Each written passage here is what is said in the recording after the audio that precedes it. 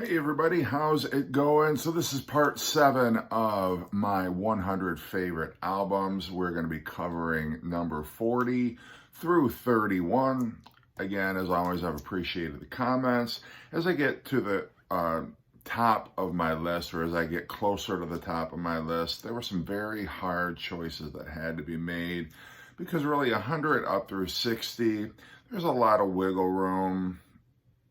What really difference is there between number 100 and number 85? But when you start getting into the top 40, top 30, top 20, this was a really, really difficult list to put together, especially, you think 100, well, that's a lot of albums. Like, it should be pretty easy, but it's really not. I mean, if you tried to think about your top 100 albums, knowing how many incredible albums there were so many albums I had to leave off this list. It just broke my heart, especially as I'm going through. There are some albums I wish I could have included higher, but I just did not. And again, it's not always going to make sense. You're going to be like, why the hell is that album on your list? I just have, for whatever reason, it could be some kind of nostalgic connection to it. There's a sentimental reason. Could be an album that I really grew up listening to and have always liked since. But nonetheless, I have been having fun with this list, and I hope you have too.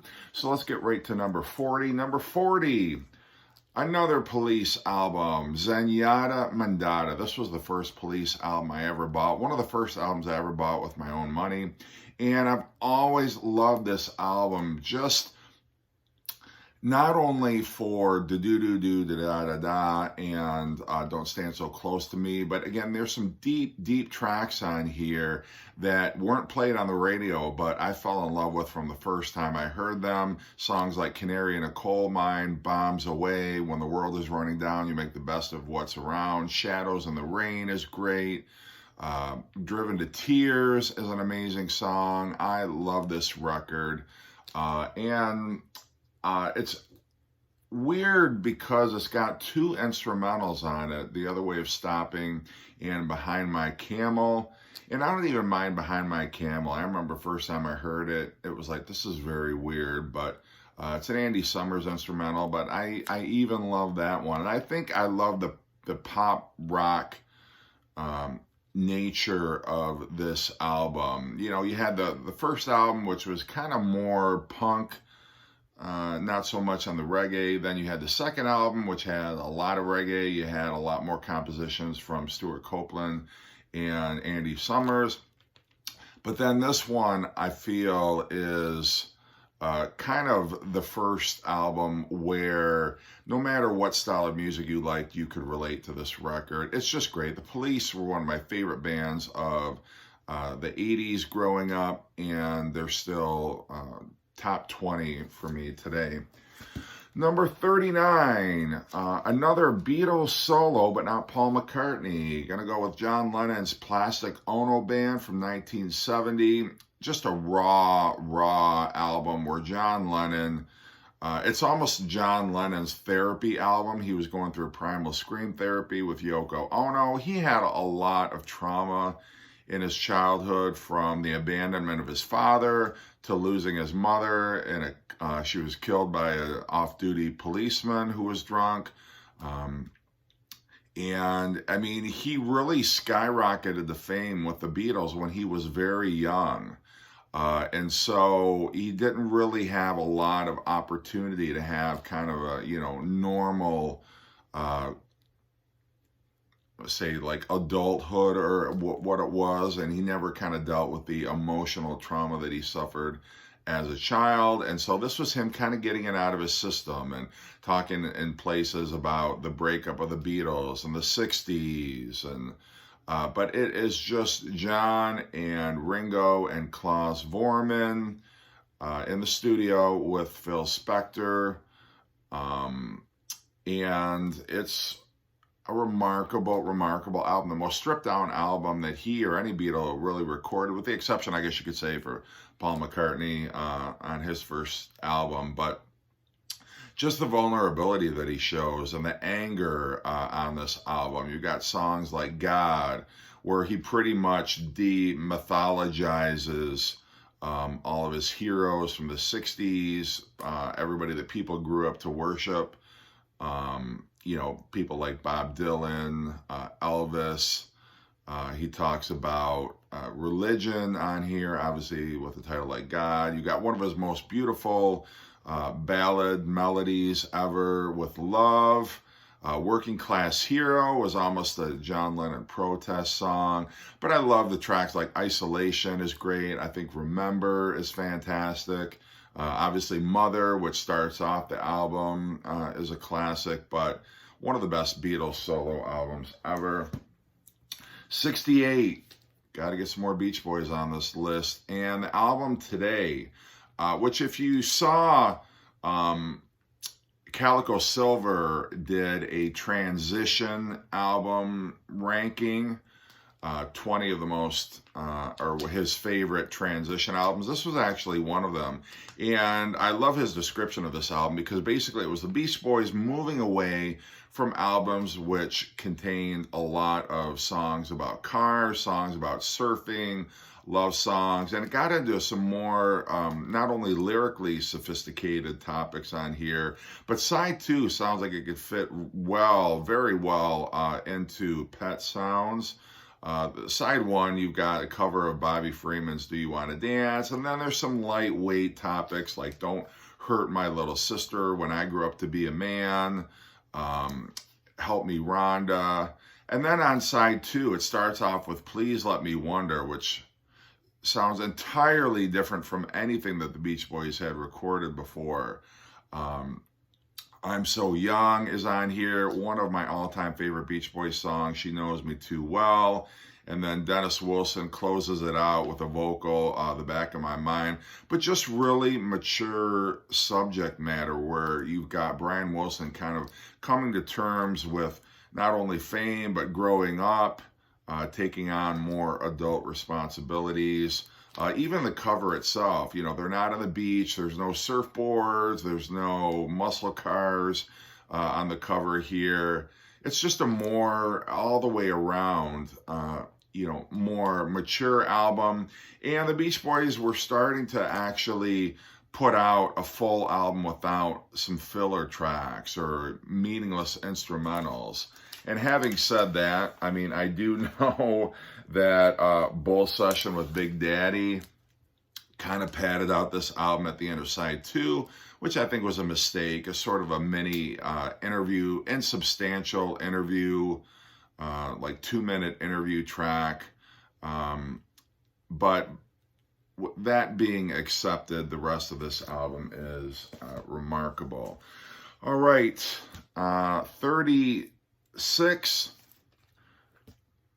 Bruce Springsteen, Born in the USA. Now, my favorite Bruce Springsteen album is the best Bruce Springsteen album. No, it's not. I'm conceding that. But for me, I've always loved this record. This was my very first Bruce Springsteen album. I didn't get into Bruce until this album, when Dancing in the Dark was on the MTV and all over the radio, and then there were a bunch of radio hits off of here. Cover Me was big. Glory Days was on the radio and MTV as well. So no, I'm not going to pretend this is his best album, but this happens to be my favorite Bruce album. And I still listen to it today, and I feel like I'm back in high school when I first got into Bruce. But yeah, I mean, people could say this was, you know, maybe a bit too commercial in spots, but I don't care. You know, after kind of the dour Nebraska, I mean, he had to change up directions, I think. But Born in the USA. All right, 75. Got some more Who with Tommy. And again, I think this was also on Jeff from Calico Silver, his list of transition albums, because this was the Who moving away from being a singles band to now all of a sudden they're an album band. And what an album this was. Obviously, it's a concept album, but it got labeled a new term which nobody had ever heard before, which was a rock opera. And the Who kind of had their backs against the wall after the first three albums, did not do very well commercially. And so they needed to come out with something to really establish them as a solid rock and roll act on par with the Beatles and the Rolling Stones and some of the other iconic bands of the 60s. And yeah, it's kind of a convoluted concept, but I think it works. I love the overture. I love even the radio hits like Pinball Wizard and I'm Free and the whole, We're Not Gonna Take It, See Me, Feel Me. They still sound great to me today. They haven't been overplayed. I still enjoy listening to those. I mean, they have been overplayed, but that being said, I still enjoy listening to those. But it's just remarkable to think that, they didn't augment their sound with an orchestra or with a bunch of session musicians. This was just the four core members of the Who playing their asses off. And Pete Townsend was writing songs better than he'd ever written before and put together a solid, not just a solid album, but a solid double album. And I'm a big fan of the Who Sell Out, but this album was just kind of, the synthesis of everything that made the Who great. And they would go on to make even bigger, better albums after Tommy. All right, let's see. Somehow I got off track. Was that 76? And I know I do this every episode, and I apologize. I think that was 76. This is 75, truly 75. The Beatles, Rubber Soul, and not just any Rubber Soul. I am going to go out on a limb and say that the American Rubber Soul belongs on my list. And I like the other Rubber Soul, I do. But I grew up listening to these American versions. And so, to me, Rubber Soul was always the Beatles' folk rock album. And if you listen to the UK version, it doesn't really come across that way because you've got some, Drive My Car, Nowhere Man, If I Needed Someone, which make it more of an electric kind of an album, or at least a more diverse album. But I'm so used to hearing this, putting the needle down on side one and hearing I've Just Seen a Face, straight into Norwegian Wood, straight into You Won't See Me. And yeah, again, like I did with Born in the USA, I'm not going to pretend like this is a better album than the UK version, just because the UK number one has 14 tracks. I think this has only got 11 or 12. And it's hard to say, oh yeah, you subtract Drive My Car, Nowhere Man, and it's a better album. It's just, again, my nostalgia for this particular version of the album is stronger than the UK version. But Rubber Soul, whichever version you prefer, definitely belongs high on any list. Love this cover, love the song selection here. And this was the album that inspired Pet Sounds. Brian Wilson heard this version of the album and knew he had to step up his game. In My Life is on here. I'm Looking Through You. It's Only Love, which was originally on the UK Help album, starts off side 2. And John Lennon had always kind of slagged that song, but I think it's absolutely fantastic. Little love pop song. Michelle has always been one of my favorite McCartney ballads. Even the George song on here, Think for Yourself, is great. Wait, which was a leftover from the Help tracks, is awesome. The Word, yeah, just a great, great album. All right, 74. Got some more Yes, Fragile. This album was played all over the radio when I was growing up. Long Distance Runaround is a great track. And, I mean, the entirety of side 1 itself is just fantastic. I love Roundabout is maybe one of my favorite Yes tracks. It's definitely top 5. But it's interesting because you got, on this album, you've got the regular songs, and then in between, they've got like these short little solo pieces in between, which I think kind of work well. We Have Heaven is maybe the weakest of all of them, but like South Side of the Sky is an amazing track. And there's not, again, a weak moment for me. You know, I'm always between this and the Yes album, just because they're both great albums. But, you know, Heart of the Sunrise is one of the most epic Yes tracks of all time. I just put this ahead of the Yes album because I think on the whole it stands up better. It's got a cooler gatefold. With the lyrics and credits. Yeah, I don't know. I love the Roger D. This has got Roger Dean artwork, and this album does not. So, I don't know. I'm not going to sit here and try to argue the merits of every single album that I chose. But for me, Fragile is just that much better than the Yes album. 73, Green, a little more REM. And this is kind of where Peter Buck got into his whole mandolin. I'm going more in a folky direction, but it's got some hard-hitting stuff on here too. I mean, you got Orange Crush, which is great, pop song, 89, but it's got us also like a lot of softer moments too, like You Are the Everything, The Wrong Child, which I used to hate, but now I've grown to appreciate, Hair Shirt, even the untitled song at the end I think is very charming. Stand is on here, which was a big video on MTV that I remember. And for the first time ever, you got lyrics for World Leader Pretend. But yeah, I love this album. This was right when I was kind of transitioning from high school into college. And so this album meant a lot to me. Maybe more than any REM album up to this point had. So yeah, it's high on my list. 72, gonna have a little more Pink Floyd with the album Animals, Pink Floyd's darkest album.